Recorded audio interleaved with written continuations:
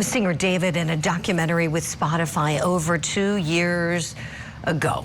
Well, now a friend of the singer's is finding himself behind bars related to the investigation into the death of Celeste Rivas Hernandez. 23-year-old Neo Langston was arrested last week in Montana on an out-of-state warrant issued by the LAPD. Now, this after the popular streamer failed to appear as a grand jury witness. Langston's being held this morning without any bond. He's back in the custody of the LAPD. As for David, he was identified as a suspect in the death of Rivas Hernandez late last year, but has not been charged with any crimes. Now, the remains of Celeste Rivas Hernandez were found back in September, her body severely decomposed. The teenager was reported missing in April of 2024. Okay, so apparently they wanted the testimony from this Neo Langston to go before the grand jury. He didn't show up, so police come and get you. You get picked up on the failure to appear warrant, and we'll see what happens next. But we're wondering, how might this arrest impact the investigation? Let's bring in our power panel. Still with me, former prosecutor Melba Pearson. Want to welcome in private investigator Manuel Gomez. Okay, so it seems that his testimony must be important, huh, Melba? What do you say about that? They picked him up.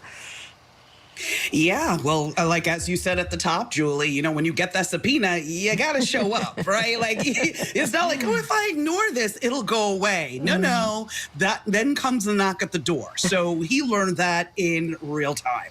And so I think at the end of the day, the investigation is continuing because we don't have any clear answers, right? We still don't know her cause of death. We still don't know how this poor child, yes, child, ended up in the trunk or the frunk of this car. And, you know, the investigators need to talk to all the friends, everybody within David's circle, to kind of try and figure out and piece together a timeline and figure out what caused her death and what happened in her last days on Earth. And he may have a very key piece of the puzzle, but we won't know that until he actually sits down and testifies. So that's why it's critical, especially if he's so close to David, that investigators get to hear what he has to say. But in all likelihood, he doesn't want to be a snitch. That's probably his mindset. Oh, yeah, I think you're exactly right, Melba. Manuel, I thought of you as soon as Melba put the emphasis on the child, something you and I have talked a lot about with this case as you've given us analysis, this underage girl. Talk to me, Manuel. What do you think about this streamer potentially being a valuable witness? Well, Julie, I believe that he is a valuable witness. The problem here is, look at his picture. He's got a lotto smile. He's literally one cheek to the other smiling, like he's just going to a club or dancing. I'm sorry, look at that. I mean, that smile says you have it says you have nothing on me. That smile says, I'm okay. I'm not worried. He's wearing an orange jumpsuit. He should be sad and upset, but he's not. So what does that smile tell me in my professional experience? That he's not going to be a good witness, and that he's most likely not going to say anything. And this is why he's smiling, because he's saying, wow, they don't really have nothing on me. And that's the problem with this guy. And you can see it in his face. And I've seen this numerous times throughout my experience. Yeah. So what do you do with a guy like that, Manuel? Do you try to lean on him, you know, before he lawyers up? What do you do with him? Well, you know what? They have to keep the pressure on him. And the only way they're going to keep the pressure on him is try to deny him bail any way they can. And then once he starts feeling the pressure of being in jail, not having freedom, then he's going to think twice. That smile will go away, and I promise you, he's going to start talking. But like my colleague Melba said, you know, the evidence is overwhelming in this case when it comes to David being a child predator. He was online playing Fortnite with her when Celeste was between 12 and 13 years old. Parents, everyone out there, you have to take control of what our children are doing, because this is not the first time that a case like this has happened, and it sure as hell will not be the last, because these sexual predators out there are playing games with our children in the safety of their bedrooms, and 99% of the parents don't even realize it. Yeah, great points.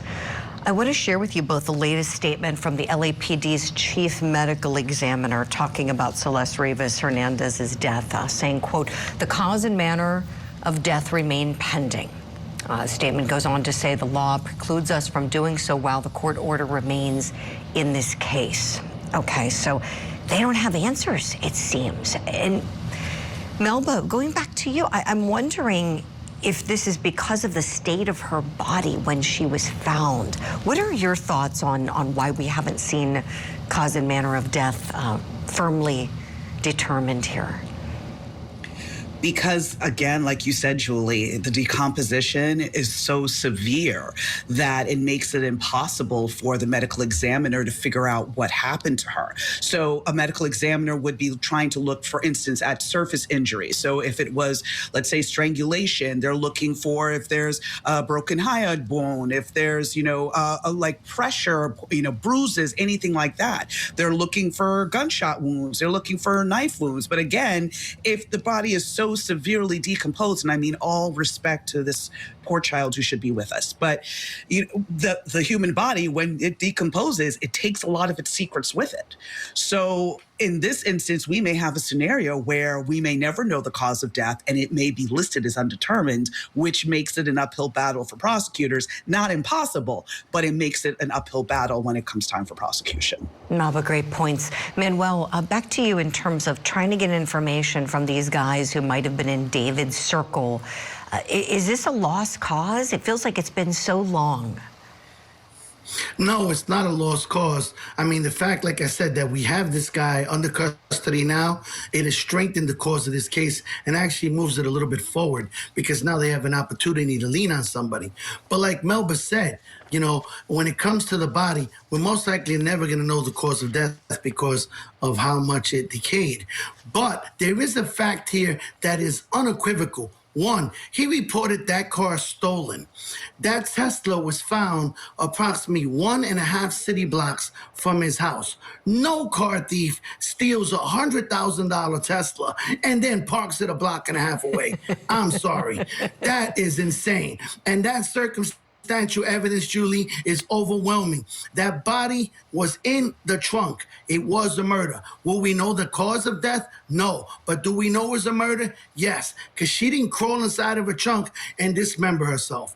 The fact is, Julie, that car being a block and a half away suggests that he parked it there. Is it circumstantial? Yes. But I know a jury will most likely find him guilty.